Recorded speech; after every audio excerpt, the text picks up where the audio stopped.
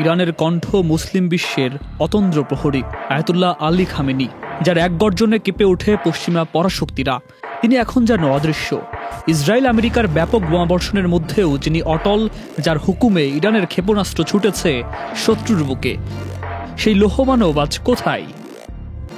Khamenei শুধু ইরানের নেতা নন, তিনি মুসলিম উম্মাদের সম্মান।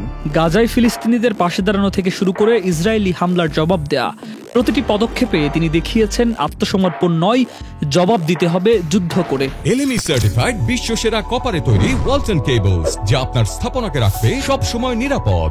কিন্তু এখন যখন ইরান সবচেয়ে বেশি তার নেতার মুখাপেক্ষী, তখন তিনি অদৃশ্য। গত এক সপ্তাহ ধরে টেলিভিশন, মসজিদ, এমনকি রাজপথেও একটাই প্রশ্ন, খামেনি কোথায়? রাষ্ট্রীয় টেলিভিশনের উপস্থাপক সরাসরি জিজ্ঞেস করেই ফেললেন। লোকেরা উদ্বিগ্ন, আমাদের নেতা কেমন আছেন? জবাবে শুধুই অস্পষ্টতা।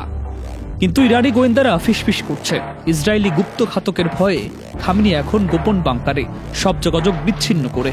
অথচ তার অনুপস্থিতিই কি আরেকটি বড় মাস্টার স্ট্রোক? সেটি এখন দেখার বিষয়। সুকান্ত সরকার, চ্যানেল আই।